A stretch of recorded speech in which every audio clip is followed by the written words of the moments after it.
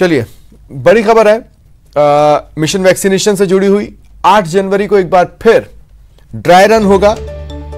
देखिए, पहले चरण में ड्राई रन जिन जिलों में हुआ था, उसके अलावा जो जिले बचे हैं वहां पर यह ड्राई रन होना है। देश भर में यह ड्राई रन होगा। मरुधरा में भी ड्राई रन होगा। हर जिले में ड्राई रन की तैयारियां तेज हैं। 3 चिकित्सा संस्थानों में ड्राई रन करवाया जाएगा। जिला अस्पताल, निजी अस्पताल में ड्राई रन होगा। अर्बन पीएचसी और रूरल पीएचसी में भी वैक्सीनेशन का dress rehearsal, full dress rehearsal किया जाएगा।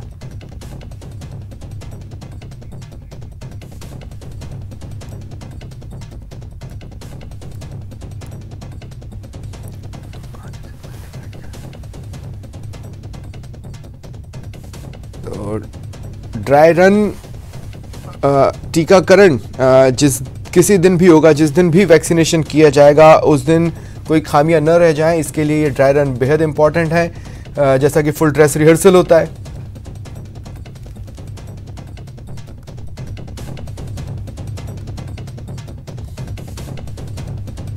दुनिया के सबसे बड़े वैक्सीनेशन अभियान को लेकर तैयारियां अंतिम चरण में हैं। देश भर में 8 जनवरी को एक बार फिर से ड्राई रन होने जा रहा है। किस प्रकार का ड्राई रन रहेगा, राजस्थान में किस प्रकार की तैयारियां हैं, इस वक्त project director doctor Raghuraj Singh ji हमारे साथ मौजूद हैं। सर, इस बार फिर से ड्राई रन किया जा रहा है, क्या उद्देश्य? ड्राई रन का उद्देश्य यह है कि जैसे हमने 2 तारीख को ड्राई रन किया था, उसमें ये देखा गया है कि पूरी प्रक्रिया में कितना टाइम लगता है और लगभग वही पूर्व अभ्यास था जो कि हम वैक्सीनेशन के टाइम पर करेंगे, उस प्रक्रिया को अपनाएंगे। उसी को वापस दोहराते हुए 8 तारीख को हम 10 से 1 बजे तक बकाया जो डिस्ट्रिक्ट रह गए थे उनमें सब में ड्राई रन करेंगे। तो उसमें उसी तरह से 3 कमरे बनेंगे, जिसमें वेटिंग हॉल, इंजेक्शन रूम और एक ऑब्जर्वेशन रूम होगा। और इसके अलावा जो हमारे 5 मेंबर्स की जो टीमें हैं, जो कि जिसमें एक बाहर की तरफ गार्ड लगा होता है जो कि किसी भी बेनिफिशियरी को उसका आईडी देख करके अंदर जाने देगा और मैसेज देखेगा मोबाइल के अंदर। उसके बाद वो अंदर एंट्री करने देगा। उसके बाद में वहाँ एक वेरीफायर होगा जो कि उसके डॉक्यूमेंट्स वेरीफाई करेगा। उसके बाद में वेरिफिकेशन के बाद में वो अपने वैक्सीनेशन रूम में जाएगा, अपना टीकाकरण करवाएगा। हर जिले में कितने जगह पर ड्राई रन किया जाएगा और क्या ये जो पहले 7 जिलों में हो चुका है, अब जो शेष है उन्हीं में होगा? हाँ, शेष उन्हीं जिलों में होगा। तो हर जिले के अंदर हम 3 जो हमारी फैसिलिटीज हैं उनको चुनेंगे। उसमें मेडिकल कॉलेज हॉस्पिटल या डिस्ट्रिक्ट हॉस्पिटल्स होगा और इसके अलावा हमारा एक प्राइवेट हॉस्पिटल भी हम रखेंगे और इसके अलावा कोई रिमोट एरिया की सीएससी रखेंगे, क्योंकि हमको जो ड्राई रन करना है वो बेनिफिशियरी वाइज करना है। तो बेनिफिशियरी पिछली बार हमने 25 सेलेक्ट किए थे, तो इस बार भी उसी तरह से ड्राई रन होगा हमारा। इस प्रकार की तमाम तैयारियां जो है पूरी हो चुकी है। अब 8 जनवरी को एक बार फिर से शेष जिलों में जो है वो ड्राई रन होने जा रहा है और उसको लेकर तैयारियां जो है वो अब फिर से शुरू कर दी गई है। कैमरा पर्सन घनश्याम के साथ सौरभ गृहस्थी, न्यूज़ 18 राजस्थान, जयपुर। मरुधरा में बर्ड फ्लू का कहर देखा जा रहा है। 17 जिलों में कई पक्षियों की मौत हुई है। अब तक करीब 800 पक्षियों की मौत हो चुकी है। झालावाड़, कोटा और बारां में सैंपल पॉजिटिव मिले हैं। तीनों जिलों में सबसे ज्यादा पक्षियों की मौत दर्ज की गई है। एक ही दिन में 281 पक्षियों की मौत, एक ही दिन में 246 कौवों की मौत। कौवों में बर्ड फ्लू के मामलों की पुष्टि हुई है। नियंत्रण रोकथाम के लिए राज्य सरकार सतर्क है। लगातार कोशिशों को धार दी जा रही है। दूसरे राज्यों से लगती सीमाओं पर सतर्कता बढ़ा दी गई है।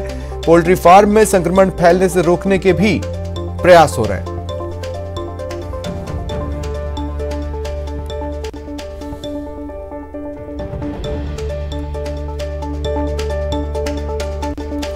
इधर जोधपुर के सेतरावा से बड़ी खबर है। 18 पक्षियों की मौत हुई है।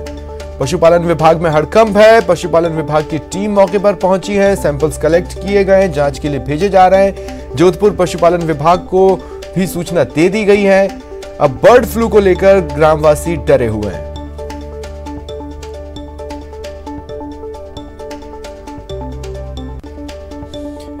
और इधर आज पोल्ट्री फार्म संचालकों के साथ वीडियो कॉन्फ्रेंसिंग होगी। मंत्री लालचंद कटारिया ये वीडियो कॉन्फ्रेंसिंग करेंगे। इसमें अधिकारी भी मौजूद रहेंगे जो पोल्ट्री फार्म संचालकों से चर्चा करेंगे। नियंत्रण और रोकथाम को लेकर चर्चा होगी, जिसके बाद अहम फैसला लिया जा सकता है। प्रभावित जिलों से मुर्गी चूजों के परिवहन पर रोक लगाने का भी निर्णय हो सकता है।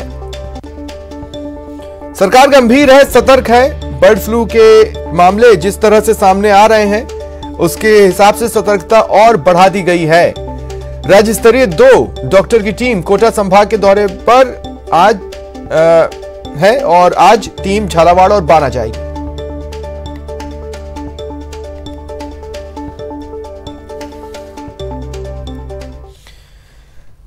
दस महीने बाद एक बार फिर मरुधरा के स्कूल कॉलेजेस में रौनक लौटेगी। 18 जनवरी से विश्वविद्यालय और कॉलेजेस में स्टूडेंट्स लास्ट ईयर की पढ़ाई कर सकेंगे। स्टूडेंट्स को 50% कक्षाओं ने बुलाया है। वहीं स्टूडेंट्स में भी अब दोबारा अपने कैंपस में लौटने की खुशी दिख रही है। स्टूडेंट्स का कहना है कि लंबे अंतराल के बाद वे कॉलेजेस में दोबारा पढ़ाई के लिए पहुंच सकेंगे। अभी से ही विश्वविद्यालय और कॉलेजेस में साफ सफाई का काम शुरू हो गया है, क्योंकि कोविड-19 महामारी के दौर में अब साफ सफाई और सैनिटाइजेशन का पर्याप्त ख्याल रखना होगा। कॉलेज विश्वविद्यालय प्रशासन भी सतर्कता बरत रहे हैं। कॉलेज खुल रहे हैं, बहुत अच्छी बात है स्टूडेंट्स के लिए। काफ़ी टाइम से कॉलेज बंद थे, स्टूडेंट्स परेशान भी थे अपनी पढ़ाई को लेकर, और तैयार तो हैं क्योंकि ऑनलाइन कोचिंग बच्चों ने काफ़ी टाइम से ली है। तो अब थोड़ा फ़ायदा होगा, क्योंकि जो कॉलेज में पढ़ाई हो रही थी वो अब नहीं हो पा रही थी और अब होगी। जरूर सोशल डिस्टेंसिंग का पालन रहना चाहिए, 2-2 फीट की दूरी पे, और सबको मास्क लगा के पालन करना चाहिए सेम नियम के साथ। बाकी हो जाएगा सब, कोई दिक्कत नहीं है।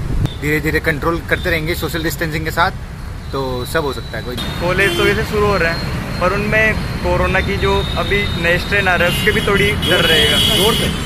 कोरोना का थोड़ा नया स्ट्रेन आया है, इसका भी डर रहेगा। और कॉलेज भी थोड़े नियम के अनुसार ही हमें फॉलो करना पड़ेगा, उनके नियम को भी। जैसे कॉलेज बोलेगा हमें वैसे करना पड़ेगा। लेकिन कॉलेज खुल रहे हैं, सबसे बड़ी खुशी की बात यही है। अभी राजस्थान यूनिवर्सिटी बहुत सारी एग्ज़ाम करा रही हैं, और वो सारी एग्ज़ाम हम जो केंद्र सरकार द्वारा जो गाइडलाइन है उनके हिसाब से करते हैं। सोशल डिस्टेंस मेंटेन करते हैं, सबकी सैनिटाइज कराते हैं, प्रॉपर मास्क पहन के आते हैं। जो मास्क जिनका सही नहीं होता हम मास्क खुद उपलब्ध कराते हैं। इसी तरह से जिस तरह से हमने एग्जाम कराई है उसी तरह से हम यहाँ पर क्लासेज भी करवाएंगे। उसमें सोशल डिस्टेंस का वो रखेंगे, बच्चों का एक ये रखेंगे, जैसे 50% बच्चों को बुलाने का कहा है सरकार ने, उसी के अनुसार हम ये देखेंगे कि जो सब्जेक्ट वाइज एक जो कमरा है उस कमरे में एक जो वो बच्चे जिनका 3 सब्जेक्ट है तो लगातार एक ही कमरे में बैठ करके अपने स्टडी करेंगे। उसके बाद अजमेर में भी 18 जनवरी से स्कूल, कॉलेजेस और कोचिंग संस्थान अनलॉक हो जाएंगे। तैयारियां तेज हैं। कोरोना के दौर के बीच खुलने जा रहे शिक्षण संस्थानों से संचालक तो खुश हैं, वहीं छात्र भी 10 महीने बाद वापस स्कूल जाने को लेकर उत्साहित हैं। सरकार की ओर से जारी गाइडलाइन की पालना के साथ ही शिक्षण संस्थानों ने अपनी तैयारी शुरू कर दी है। 50% स्टूडेंट्स के साथ अध्यापन का काम शुरू किया जाएगा। फेस मास्क और सोशल डिस्टेंसिंग की भी पालना की जाएगी। सच बताऊं तो बहुत खुश हूं कि हमारे स्कूल्स खुल गए हैं, क्योंकि मैं 12th क्लास के अंदर हूं and at the moment school जाने से बेहतर मेरे लिए कुछ हो नहीं सकता, क्योंकि अपना आखिरी कुछ समय मैं स्कूल लाइफ का स्कूल में ज़रूर बिताना चाहूँगा। 308 दिन हो गए हैं इस लॉकडाउन को। थोड़ा सा एंजाइटिक भी फील कर रहा हूँ कि इतने टाइम बाद स्कूल जाऊँगा तो कैसा होगा, एंड थोड़ा सा कंसर्न भी है कि जब मैं स्कूल जाऊंगा तो फिर स्कूल के अंदर जो सोशल डिस्टेंसिंग के नॉर्म्स हैं वो स्कूल किस तरीके से फुलफिल कर पाएगा। बट इन दी एंड मैं काफ़ी पॉजिटिव नोट के साथ में स्कूल जा रहा हूं, और सच बताऊं तो बहुत खुश हूं कि after all of this time हमें स्कूल जाने का ये मौका मिला है। संगठन की ओर से कहना चाहता हूं कि 10 माह से जो प्रदेश की निजी शिक्षण संस्थाएं पीड़ित थी, और आज 18 तारीख से सरकार ने जो स्कूलें और महाविद्यालय सभी कोचिंग सेंटर खोलने का जो फैसला लिया है उसको महासंघ सरकार का स्वागत। प्रदेश में बीती रात हुई बारिश के बाद ठंड एक बार फिर से बढ़ी है। आज सुबह से ही घना कोहरा छाया रहा, विजिबिलिटी बेहद कम रही, राहगीरों को सफर करने में कठिनाइयां हुई। अचानक बढ़ी सर्दी से बचने के लिए लोग अलाव का सहारा लेते भी नजर आए। 6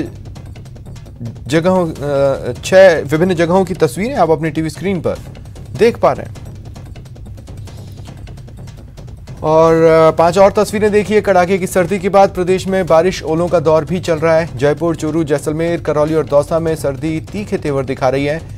आलम यह है अब लोगों का घरों से निकलना मुश्किल हो चला है। कपकपाती सर्दी से लोग बेहाल हैं। घने कोहरे ने कई शहरों को चपेट में ले रखा है।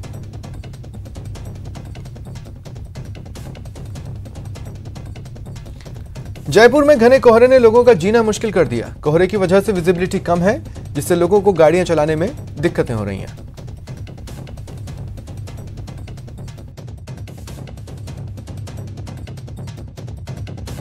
जयपुर की फिजा आज पूरी तरह से बदली हुई है। सुबह होने के साथ ही शहर को कोहरे ने अपनी आगोश में ले लिया है। अल सुबह से ही घना कोहरा जो है वो राजधानी में छाया हुआ है और इस वक्त हालांकि कोहरा कुछ छटने लगा है, लेकिन फिर भी विजिबिलिटी जो है वो 500 मीटर से ज़्यादा जो है वो नहीं बनी हुई। लेकिन सुबह करीब 20 से 25 मीटर ही विजिबिलिटी रह गई थी, लेकिन अब तक जो है वो सुबह 9। श्रीगंगानगर में शीतलहर के चलते ठिठुरन बढ़ गई है। घड़साना में सर्वाधिक 10 mm बारिश दर्ज हुई। बावट से रबी की फसल को फायदा भी मिलने के आसार हैं। फिलहाल मौसम विभाग ने ठंड का प्रकोप बढ़ने की संभावना जताई है। हालांकि बीती रात न्यूनतम तापमान बढ़कर 12.1 डिग्री सेल्सियस तक पहुंचा था, लेकिन सुबह चली शीतलहर ने फिर से ठंड का एहसास बढ़ा दिया है।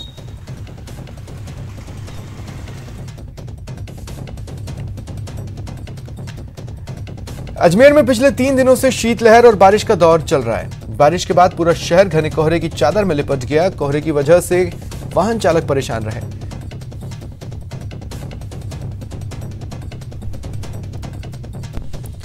और सीकर जिले के कई क्षेत्रों में आज भी घना कोहरा छाया रहा। राहगीरों को सफर करने में दिक्कतें हुई। मौसम विभाग ने जिले का तापमान 11 डिग्री सेल्सियस दर्ज किया। और जैसलमेर जिले के मोहनगढ़ में पिछले 2 दिन से लगातार तापमान में गिरावट से आम जन जीवन अस्त व्यस्त है। सर्द हवाओं ने झकझोर कर रख दिया है। लोग अलाव का सहारा लेते दिख रहे हैं। मौसम में परिवर्तन से किसान काफी खुश नजर आ रहे हैं।